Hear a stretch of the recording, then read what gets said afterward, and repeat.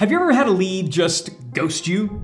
You know, they said they were excited to move forward and then poof, gone. Well, the good news is they're probably not avoiding you because they hate you and they hate your product. The bad news is they likely forgot about you, your offer, and why they ever cared about it in the first place. And in this video, I'm gonna walk you through the exact 7-touch wake-up call sequence that we use to bring cold leads back from the dead without sounding pushy, without sounding needy, and without sounding desperate. In fact, this 7-part sequence recently revived a $50,000 deal in one of my businesses that had been ghosting us for over 6 months, so I can tell you from personal experience that this stuff works. Now, I've got real examples, I've got real scripts, I've got real systems that you can swipe and deploy starting this very week. So buckle up because this one is going to get tactical. Now, in case you're seeing me for the first time, my name is Ryan Deiss. My partners and I manage 17 companies across a $200 million portfolio. And probably the most common issues that all of our companies face is they need more leads. Probably same with you. And while that may be true, we discovered that more times than not, they don't actually need more leads and they don't really even need better leads. What they really need is a better follow-up system to activate and engage the leads that they already have. All right, step one, day one, email number one is the still relevant email. Now for this first one, we just wanna kind of kick things off with a simple, no pressure check-in. We're just gonna email them saying something like, hey, are you still working on problem? You still dealing with that thing? Is that still an issue? There's no pitch, there's no agenda.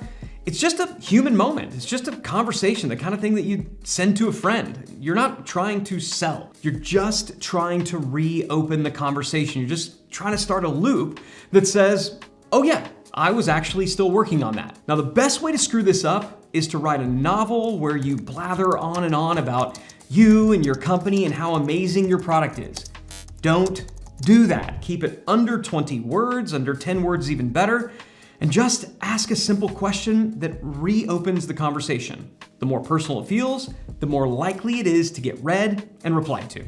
For email number 2, which is gonna go out on day 3, we're gonna share a quick win. Now, if they didn't reply to email number 1, we wanna earn the right to stay in their inbox by sending a link to a helpful tip, tool, or resource. Now, ideally, this is something that they can use in 5 minutes or less. Again, we're not looking to send them like a book. We want it to be something that they can ideally use and get value from immediately, because if they get value from it, they're gonna be a lot more likely to respond. So you could send a short email like, thought this might help with problem, whatever thing they're dealing with. Or you might say something like, I saw this and thought of you because it reminded me of our conversation about whatever their specific issue or challenge is. Again, don't link to your offer. Don't mention your product. Just send them something that is valuable and see if they reply. That's the whole idea. Once you do, then you can restart a sales conversation. The goal at this point is not to sell. The goal is to start,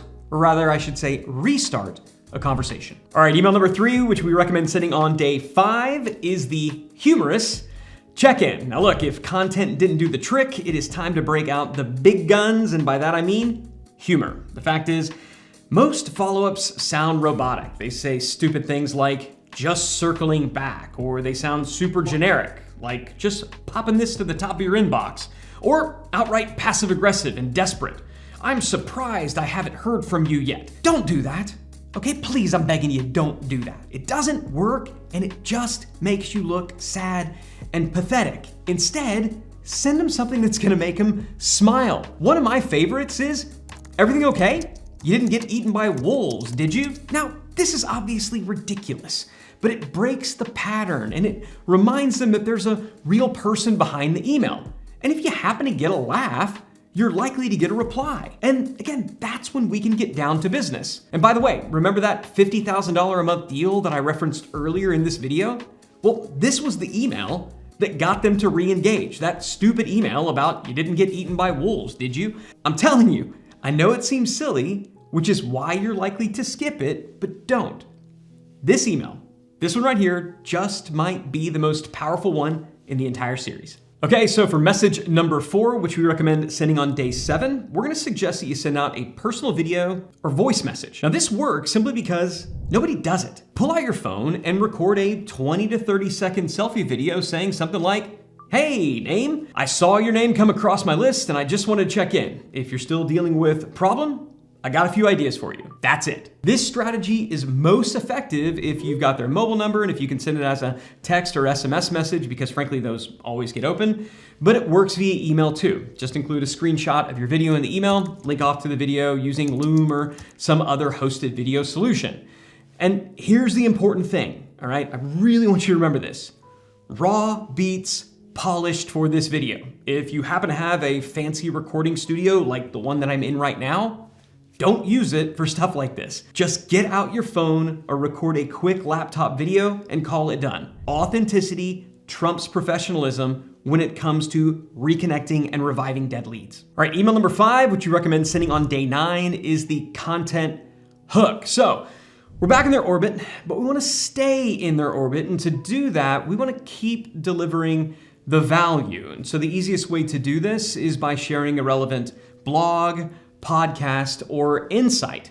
And the thing to keep in mind is it doesn't have to be something that you create. I think that's really important. People think all the time that, oh, so I've got to go and create a bunch of content. You actually don't. If you were to read an interesting or compelling article in a magazine and you were to tear it out and you were to take it to a friend and hand it to them, they would appreciate the fact that you thought of them and that you brought them the article. The key is you need to make it personal. So don't send a generic one-to-many newsletter. That can be fine for your existing client, but it's terrible for re-engaging prospects. Instead, send it to them with just a basic note saying, "Hey, I saw this and I thought of you. By the way, are you still tackling that problem that we talked about?"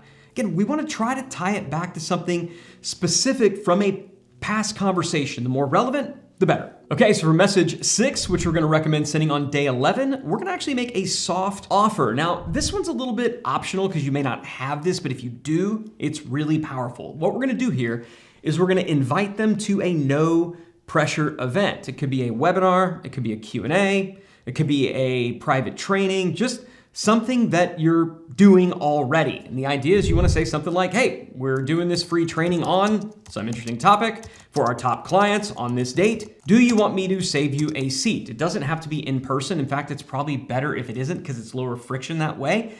It's just a reason to reach out to them. Now, again, it's important. You don't want to make it feel like a pitch. You want to make it feel like an exclusive gift, like you're actually inviting them to something kind of cool. And again, if it's something that you're already doing for customers or clients, that's even better. Not only are you getting more leverage from that activity, you're signaling that you don't necessarily need them. You have other customers and clients that you're working with. Okay, message number 7, which we recommend sending on day 14, is the final nudge. So at this point, it's probably time to get a little bit more direct. I mean, what do you really have to lose? But still, we like to keep it short, sweet, and simple. Something just like, "Hey, if you're still interested in solving problem, let's just get it done starting this week. What do you say?" Now, that's not a direct outright pitch, but it is basically saying, look, you've got this problem. I know you got this problem. Let's just deal with this thing, shall we? Now, by touch number 7, one of 3 things will happen. Number 1, they're either gonna re-engage and they're gonna buy, or they're not going to buy. But they're gonna re-engage in some way, which maybe they buy later. Number 2, they're gonna politely bow out. They're gonna reply and say, "Hey, take me off your list. I'm not that interested," which is gonna save you some time. That's fine as well. Or number 3, they're just gonna stay quiet. They're not gonna respond at all. And actually, this is what the vast majority of the folks are going to do.